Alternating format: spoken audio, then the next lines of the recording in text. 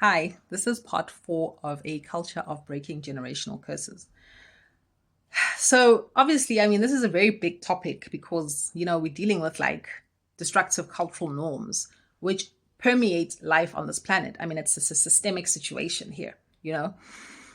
Um, so, I like to get into root causes of things because I believe that if you're going to develop a culture which can actually change reality, you need to get to like the root cause of things, to like the truth of the matter. And as far as I'm concerned, it is the spiritual, the conscious, which is the foundation of our experiences here on earth, right? And I think that until we grapple with the spiritual and consciousness reality that we live in, the spiritual and consciousness ecosystem in which our souls are existing on planet Earth in the bodies that they inhabit as the vehicle of their purpose and mission for being here, I don't think we're going to get I don't think we're going to get to the root cause of the issues. I don't think we're going to be able to actually break generational curses or deal with these destructive cultural norms that are undermining the ability of human beings to live a high quality of life, which will allow them to experience fulfillment on all levels: spiritual, intellectual, physical, and emotional. Okay. So like I was talking, evidence suggests that there's some sort of farming that's going on here. Just like in the movie The Matrix, where Morpheus shows Neo a battery and he says, this is what a human being has been turned into. And he explains that the human brain produces more electricity than something, something. And basically human beings then, because, if you watch Ghost in the Shell, Ghost in the Shell is the precursor of The Matrix. Okay. And I think it's Japanese anime, where it talks about how AI takes over the world and the machines are now running the show, right? But then the machines start to enslave humans and then humans retaliate. And because the machines reach a point of self-replication where where the machines can build other machines and better machines, and then the machines, they just develop like a consciousness and a culture of their own, right? Which exploits or which undermines the freedom of human beings. Okay.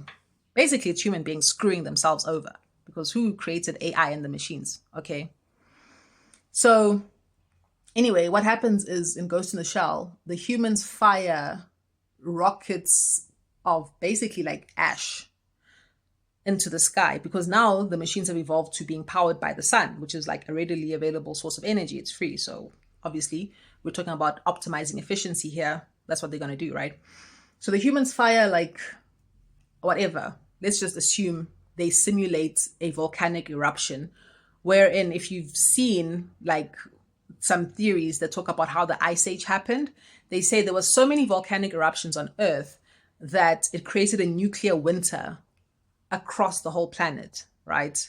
Wherein the ash blocked out sunlight and then it dropped temperatures, and that's how the ice age happened. So they simulate this. That's what they create, right? They geoengineer the sky so that it blocks out the sun, so that the machines are no longer able to have electricity. And it seems like it's working.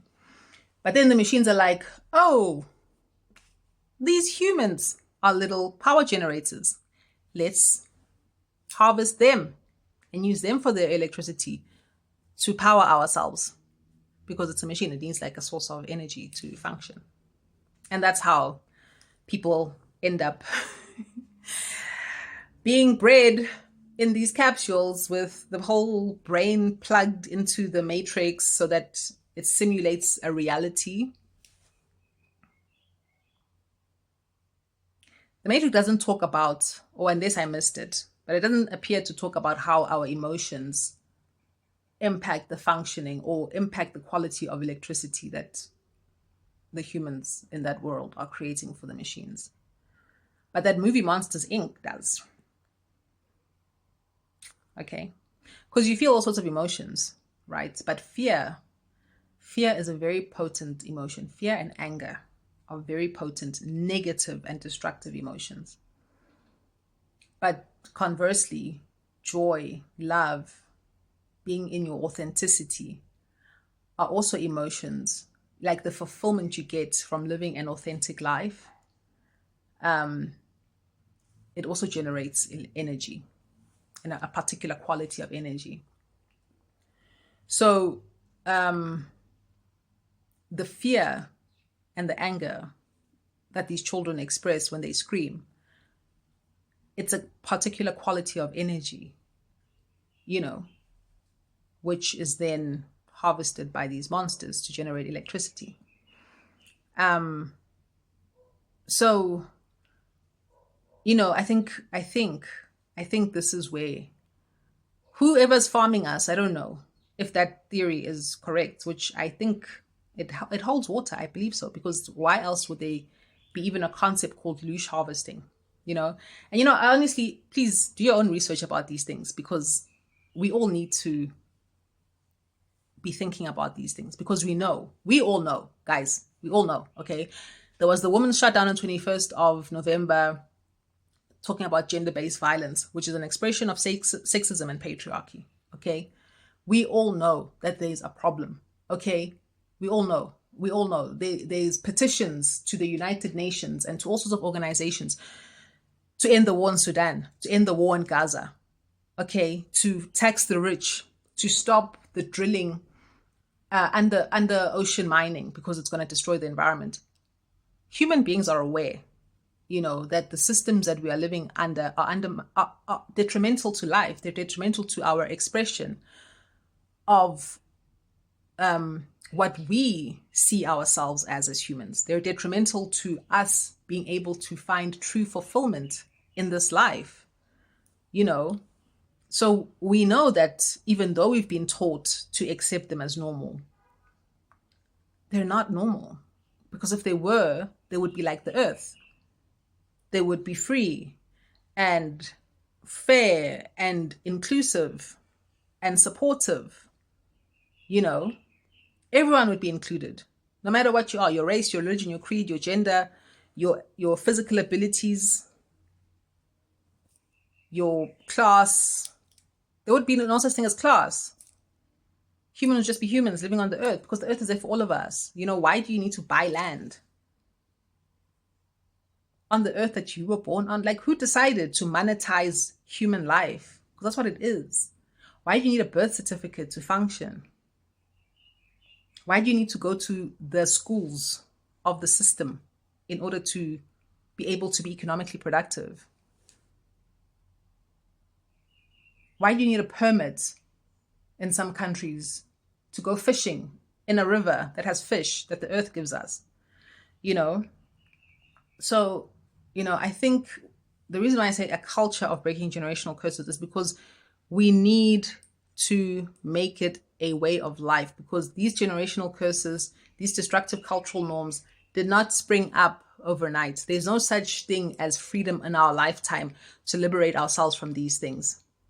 These things are systemic, and even generational curses that belong in families are as a result of the spiritual and consciousness ecosystem in which those families exist. So they need to be dealt with. It's like when I talk about the archaeological site that's discovered by someone unintentionally, right?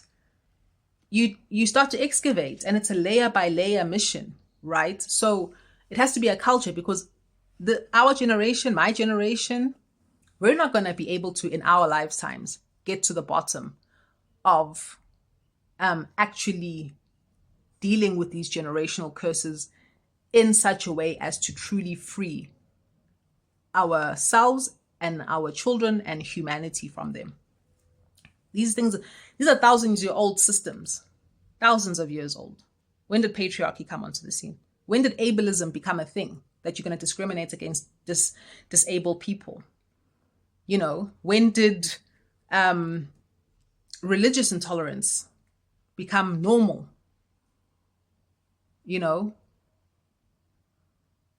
When did the exploitation of the earth become an honorable pursuit? Oh, I'm a miner. I mine the earth for minerals so I can be wealthy. What are you talking about? Why? Why?